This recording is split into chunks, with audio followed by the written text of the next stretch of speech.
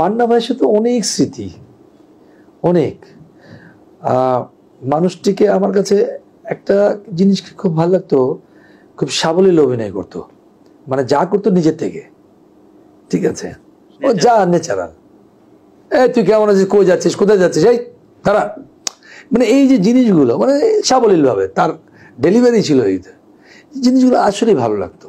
এই যে আমাদের সালমান শাহ, এই ইমন ছেলেটার জন্মদিন গেল, তো জন্মদিন গেল, দেখেন এই ছেলেটাকে এই ইন্ডাস্ট্রি শেষ করে দিয়েছে, মেরেছে তাকে।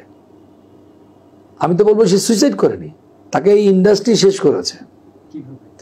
কিভাবে করেছে দেখেন, তাকে সে যখন এই ইন্ডাস্ট্রিতে ছিল, এই ইন্ডাস্ট্রিতে যখন ছিল তার কিন্তু মূল্যায়ন হয় নাই। আপনি বলেন সে কোন অ্যাওয়ার্ড পেয়েছে বাংলাদেশে?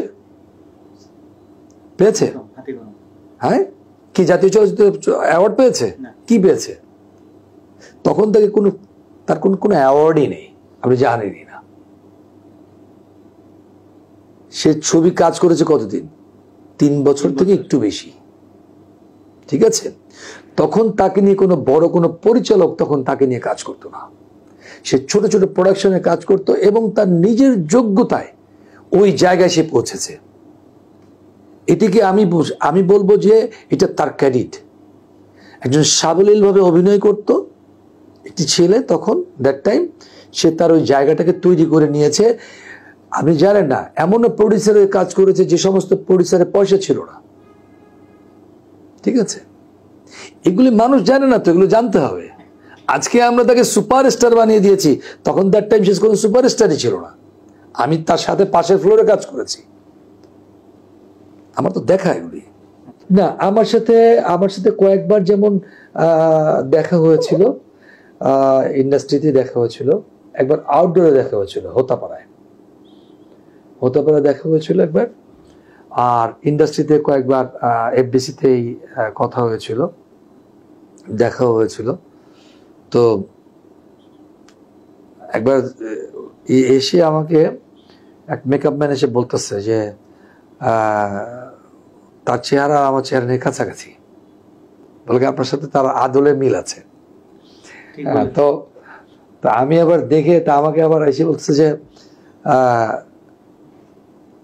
কি ছবি কাজ করতেছেন? তাই বললাম যে এটা।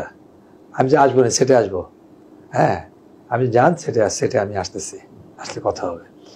তো পাশে আমি কাজ করছিলাম, তো আমি ওখান থেকে গেলাম পাশে, তো যে ওই চা খাচ্ছিলাম একটা মোড়াতে, আমাদের তখন মোড়া ছিল, মোড়ার মধ্যে বসে তখন চা খাচ্ছিলাম দুজন মিলে।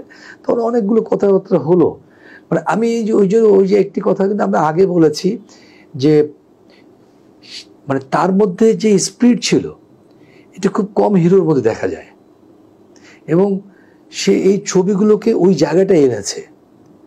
আপনি বিশ্বাস করবেন কিনা জানি না, সে কিন্তু তখনকার ওই সময় বড় বড় কোনো প্রডিউসার খুব একটা পায়নি, সমস্ত ছোট ছোট ছোট ছোট প্রডিউসারের ছবি কাজ করেছে এবং সেই ছবিগুলো সুপারহিট দিয়েছে, ঠিক আছে। এবং দেখেন আজকে তাকে হলো গিয়ে মানে সুপারস্টার বলছে, তখন কিন্তু দ্যাট টাইমে কিন্তু কেউ কিন্তু সুপারস্টার তাকে বলে নাই, তাকে একটা ডিস্টার্ব মনে করতো। সালমান শাহ মানে ডিস্টার্ব, আর আজকে আমরা এখানে এসে বাহাদুরি করি।